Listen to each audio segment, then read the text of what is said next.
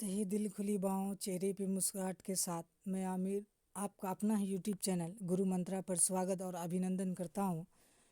तो आज हम सीडीपी यानी वृद्धि एवं विकास को पढ़ेंगे। थ्योरी वृद्धि और विकास के बारे में आज चर्चा करेंगे। यहाँ से है ना 2 से 3 नंबर है ना हर बार पूछा जाता है।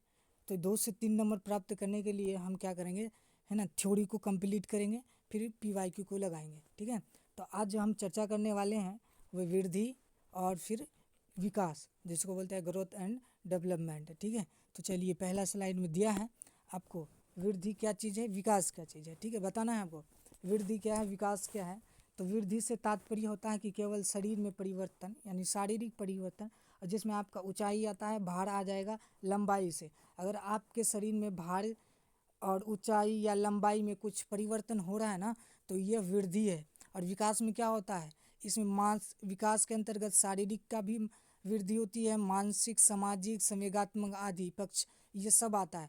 तो विकास होगा जिसमें शारीरिक भी होगा, मानसिक, सामाजिक, इसमें अगर परिवर्तन आता है तो विकास कहलाता है।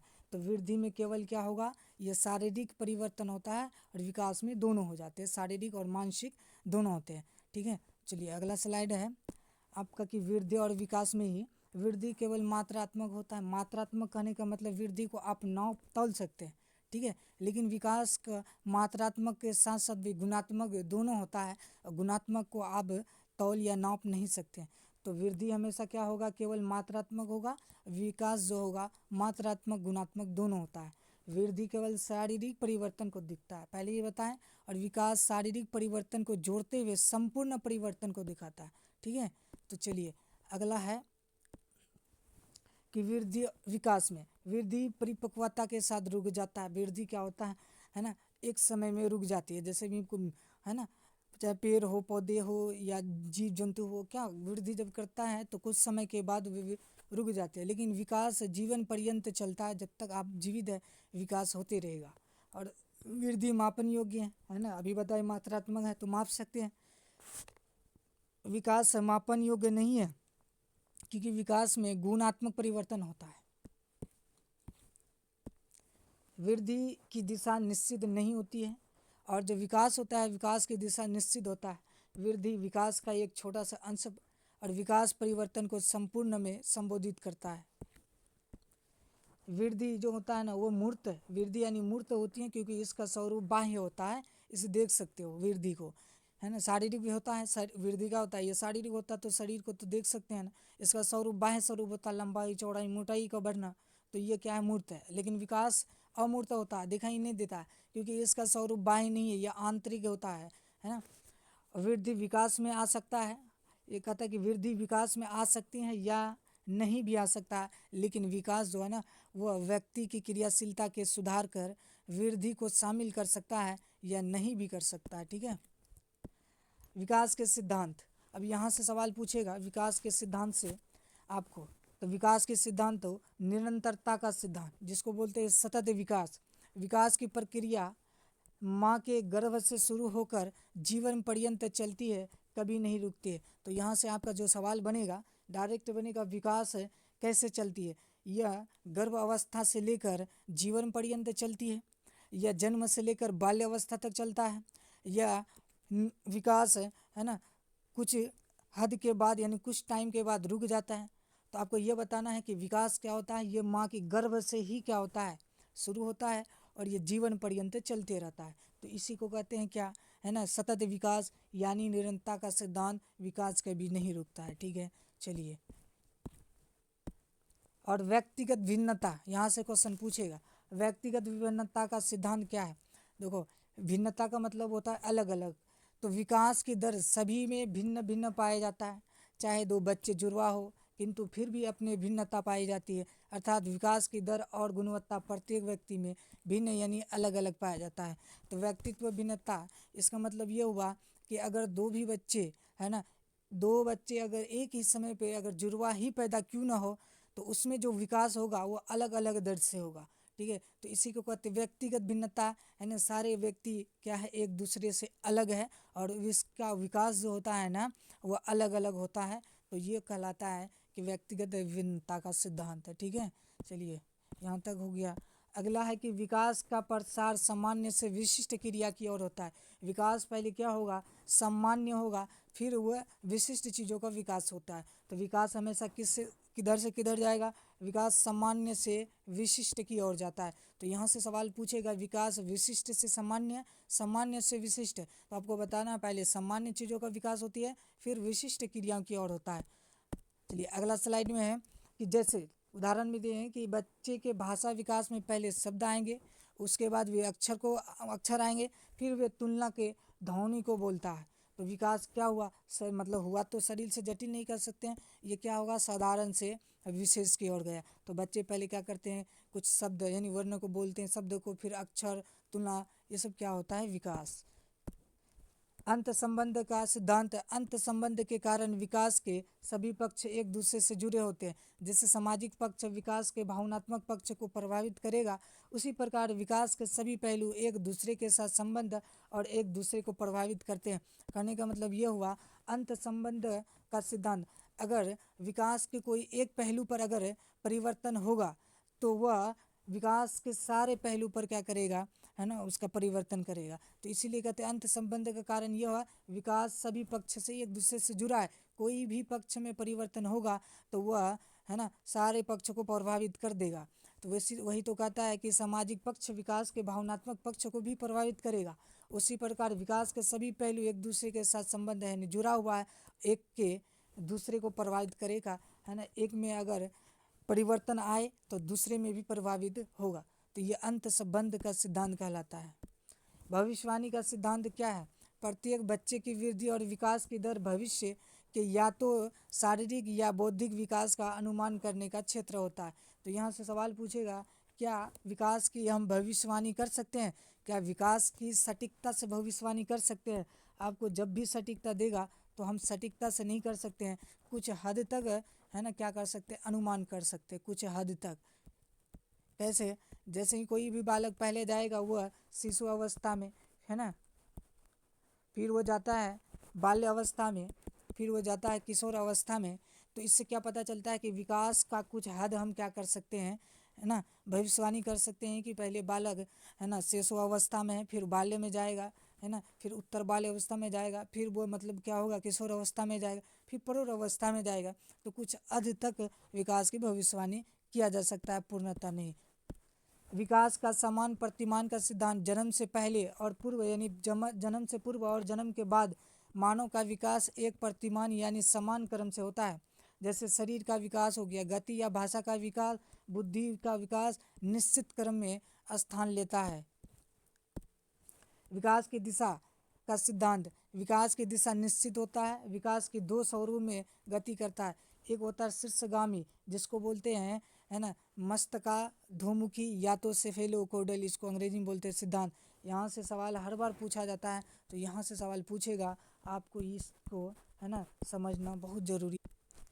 देखिए शीर्षगामी क्या होता है, और शीर्षगामी कहते हैं किसको, है ना, शीर्षगामी यानी सिर से पैर की ओर, मस्तकाधोमी वही होता है यानी मस्तक से चरण की ओर, सेफेलोकोडल ही बोलते हैं इसको।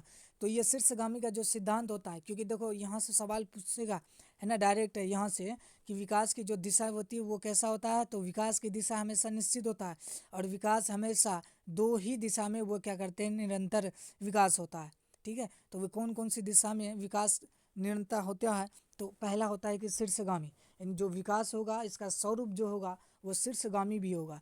तो शीर्षगामी ये कहता है कि शीर्षगामी से तात्पर्य है कि विकास जो है ना अनुदैर्ध्य दिशा में आगे बढ़ता है, जो सिर से पैर तक होता है, अर्थात शीर्षगामी सिद्धांत वे अनुसार विकास सिर से पैर की ओर होता है। तो सिर से अगर विकास पैर की ओर होता है, इसी को कहते हैं शीर्षगामी, या तो आप कह सकते हैं इसको मस्तका यानी ऐसे ही बोल सकते हैं, मस्का दो मुखी यानी सेफेलोकोडल सिद्धांत, इसी को बोलते हैं जब विकास सिर से पैर की ओर होता है। और अगला दूसरा होता है, उदाहरण के तौर में ले लें कि उदाहरण के लिए बच्चा पहले अपने सिर का पर नियंत्रण करता है ना, फिर वह भुजाओं पर और फिर पैरों पर नियंत्रण प्राप्त करता है। तो इससे स्पष्ट होता है कि विकास सिर से कहाँ तक होता है, सिर से पैर की ओर, सिर से कहाँ तक, पैर की ओर होता है। ठीक है, यहाँ। और दूसरा होता है कि अधोगामी, अधोगामी या तो इसको बोलते हैं समीप दूरामुखी, ये क्या होता है, केंद्र से बाहर की ओर होता है। ठीक है, तो केंद्र से बाहर की ओर जो विकास होता है ना, उसी को कहते हैं अधोगामी, या तो कभी आपको दे देगा समीप, है ना, दूरामुखी। इस सिद्धांत के अनुसार विकास केंद्र से परिधि की ओर होता है, यानी बाह्य की ओर होता है केंद्र से।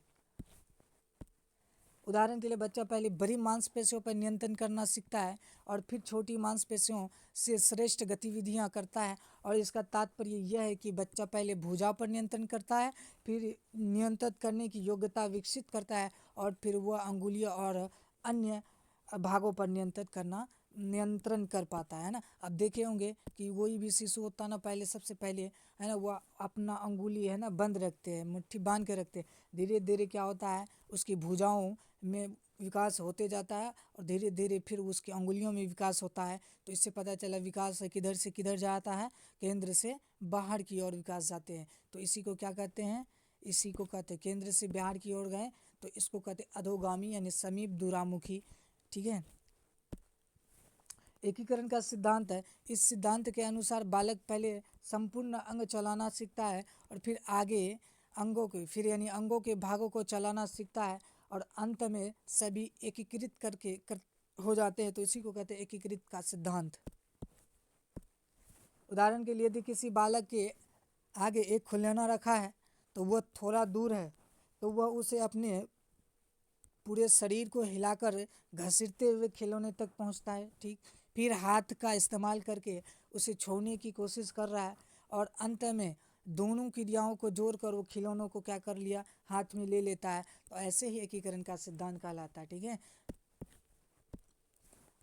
वंशानुक्रम एवं वातावरण की अंत क्रिया का सिद्धांत। तो विकास जो है ना, वंशानुक्रम और वातावरण, ये दोनों के गुणनफल यानी प्रक्रिया का उत्पादन है। अर्थात विकास में वंशानुक्रम और वातावरण दोनों ही महत्वपूर्ण है। ठीक है। तो यहाँ से सवाल पूछेगा कि वंशानुक्रम एवं वातावरण अंत क्रिया का सिद्धांत। विकास जो है ना, वंशानुक्रम और वातावरण की क्या होता है, गुणनफल प्रक्रिया है। अब सवाल पूछेगा क्या गुणनफल प्रक्रिया है, योगफल प्रक्रिया है, भागफल है।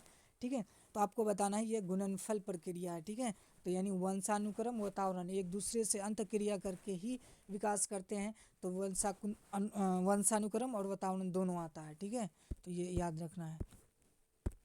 आगे के विकास ही बराबर इसका ही जो बताएं वही है ना, विकास बराबर होता है वंशानुक्रम, है ना, इनटू वातावरण, यानी वंशानुक्रम और गुणनफल होता है किसका, वातावरण। दोनों का गुणनफल से ही विकास होता है, जिसको कहते हैं डेवलपमेंट, है ना, हेरिडिटी और इन्वायरमेंट। यानी डेवलपमेंट डी बराबर विकास होता है कि डी बराबर एच इंटू कितना, ई। अब यहाँ सवाल पूछेगा कि मतलब विकास बराबर क्या होता है, आपको डी दे देगा बराबर एच इंटू एच दे देगा, या सी, है ना, ई इंटू ई दे देगा। तो आपको हमेशा याद रखना है कि विकास क्या होता है, दोनों का परिणाम का गुणनफल होता है। ठीक है। चक्राकार या वर्तुकार का सिद्धांत। विकास कभी रेखीय नहीं होता है, यानी विकास कभी सीधी रेखा में गति नहीं करता है। अर्थात, है ना, बच्चे की लंबाई, चौड़ाई, भार, आकार सभी रूप में बालक का विकास होता है। तो चक्राकार या वर्तुकार का सिद्धांत, विकास कभी भी रेखीय नहीं होता है। ठीक है, याद रखेंगे। लेकिन अगर पूछेगा कि विकास की दिशा कैसी होती है, तो विकास की दिशा निश्चित होगा। कैसे होगा, या तो सिर से पैर की ओर होगा, या तो केंद्र से बाहर की ओर होगा। लेकिन वर्तुकार में या तो चक्राकार में क्या होता है, विकास है ये रेखीय नहीं होता है। ठीक है।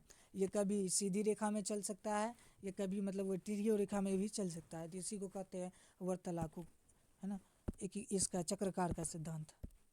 अगला है कि अविलोमिता का सिद्धांत। विकास में पलटावी, है ना, पन नहीं पाया जाता है। जैसे में अगर बच्चा शिशुअवस्था से बड़ा होकर बाल्य अवस्था में पहुंच गया तो दोबारा वह वापस होकर शिशु अवस्था में नहीं पहुंच सकता है। तो उसको कहते हैं अविलोमिता का सिद्धांत, जिसमें क्या होता है कि आगे जाने के बाद पीछे नहीं आ सकते हैं। तो ठीक है, उसी को बोलते हैं अविलोमिता। अगला दिया है कि विकास का, है ना, असमान गति का सिद्धांत। इस सिद्धांत के अनुसार विकास की गति कभी तेज कभी धीमी होती रहती है। जैसे शिशुअवस्था में शरीर विकास काफ़ी तेज़ी से होता है, फिर धीमा हो जाता है, फिर जब वह, है ना, किशोर अवस्था में जाते हैं तो फिर वह तेज़ी से हो जाता है। तो इसको कहते हैं विकास का असमान गति का सिद्धांत, है ना। ये मतलब असमान मतलब अलग अलग गति का सिद्धांत बोल सकते हैं, ये समान गति का सिद्धांत नहीं होता है, ठीक है। शिशुआवस्था में पहले शरीर का विकास काफ़ी होता है, फिर जब आप बाल्य अवस्था में जाएंगे तो वो धीमी होता है, फिर जाके किशोर अवस्था में फिर तेज हो जाता है। तो इसको कहते हैं विकास का असमान गति का सिद्धांत है। विकास का परिवर्तनीय गुण का सिद्धांत में विकास में परिवर्तनीय का गुण पाया जाता है, क्योंकि उचित वातावरण देकर बच्चे के व्यवहार में परिवर्तन ला सकते हैं। विकास का परिवर्तनीय गुण का सिद्धांत है ना, इसका कहने का मतलब हुआ कि अगर कोई भी बालक में है ना बाल्य अवस्था में अगर विकास नहीं हुआ है, उतना विकास होना चाहिए जितना कि नहीं हुआ है, तो उसका हम क्या कर सकते हैं, पुनः यानी दोबारा से विकास किया जा सकता है। जब हम उसको क्या करें, सही वातावरण दें तो उसका भी विकास हो सकता है। तो इसी को बोलते हैं विकास का परिवर्तनीय गुण का सिद्धांत। यानी विकास में परिवर्तनीय गुण पाया जाता है, क्योंकि उचित अगर वातावरण दे बच्चे को तो उसके व्यवहार में परिवर्तन को ला सकते हैं हम। विकास के आयाम, विकास की प्रक्रिया में सांस्कृतिक विविधता होती है, क्योंकि विकास बहुआयामी और बहुदिशीय होता है। विकास बहुआयामी है जिसका अर्थ है कि शारीरिक, भावनात्मक और सामाजिक विकास जैसे कारकों की गतिशील अतिक्रिया शामिल होता है। इसको कहते हैं विकास के आयाम। बालक के विकास को शारीरिक, संज्ञानात्मक, सामाजिक और भावनात्मक है ना संवेदनात्मक क्षेत्र में बांटा गया है। शारीरिक विकास, इसके अंतर्गत शरीर में होने वाले परिवर्तन जैसे कि शरीर, मस्तिष्क, पेशी कौशल, स्वास्थ्य परिवर्तन आता है, तो ये शारीरिक विकास कहलाते हैं, है ना। स्थूल गत्यात्मक कौशल, ये इम्पोर्टेंट है, यहाँ से क्वेश्चन ये इम्पोर्टेंट है। स्थूल गत्यात्मक कौशल, स्थूल मतलब होता है क्या, बड़ा, क्या होता है, बड़ा होता है। तो आपको बताना है स्थूल गत्यात्मक कौशल में इसके अंतर्गत हाथ, पैर तथा शरीर के अन्य बड़े अंग शामिल होते हैं, अर्थात जिस कार्य को करने में बड़ी मांसपेशियों का प्रयोग होता हो। तो समझ गए, स्थूल गत्यात्मक कौशल में क्या होता है, इसके अंतर्गत हाथ, पैर तथा शरीर के अन्य बड़े मांसपेशियाँ होते हैं, और अर्थात जिस कार्य को करने में बड़ी मांसपेशियों का प्रयोग होता है। उदाहरण के लिए दौड़ना, तैरना, सीढ़ियाँ चढ़ना, इसमें क्या होता है, बड़ी मांसपेशियाँ भाग लेता है, तो ये क्या कहलाता है, इसी को स्थूल गत्यात्मक कौशल कहलाता है ना। दौड़ना, तैरना, है ना, सीढ़ियाँ चलना, ये सब क्या है, स्थूल गत्यात्मक कौशल होता है। और दूसरा होता है सूक्ष्म गत्यात्मक कौशल। सूक्ष्म का मतलब होता है छोटा, तो छोटा यानी सूक्ष्म गत्यात्मक कौशल में जिस कार्य को करने में छोटी मांसपेशियों का प्रयोग हो, या सुई में धागा लगाना, लिखना, मटर छीलना, पन्ने पलटना, अर्थात सूक्ष्म या गत्यात्मक कौशल में अंगुलियां कलाई प्रयोग में आती हैं, तो उसको कहते हैं सूक्ष्म गत्यात्मक कौशल, जिसमें क्या करते हैं हम अंगुलियों से काम लेते हैं, तो वो सूक्ष्म गत्यात्मक कौशल होता है। लेकिन स्थूल में क्या करते हैं हम, बड़ी मांसपेशियों उसमें भाग लेता है, तो बड़ी मांसपेशियों से जो कार्य करते हैं उसको कहते हैं स्थूल गत्यात्मक कौशल। और जब छोटी मांसपेशियों के भाग लेते हैं, यानी मतलब जब हम अंगुली या कलाई से कोई कार्य करते हैं, तो उसको कहते हैं हम सूक्ष्म गत्यात्मक कौशल, ठीक है।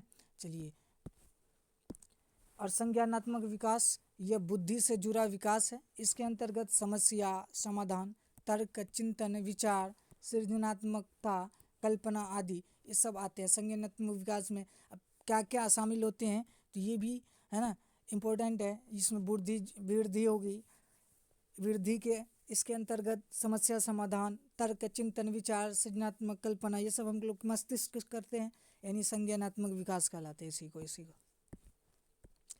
सामाजिक विकास में इसके अंतर्गत सामाजिक मापदंडों के अनुसार अनुकूलन करना सीखते हैं। भावनात्मक विकास में इसमें भावनाओं, संवेग तथा भावनात्मक बुद्धि शामिल होते हैं। तो आज यहीं तक, ठीक है, मिलते हैं अगली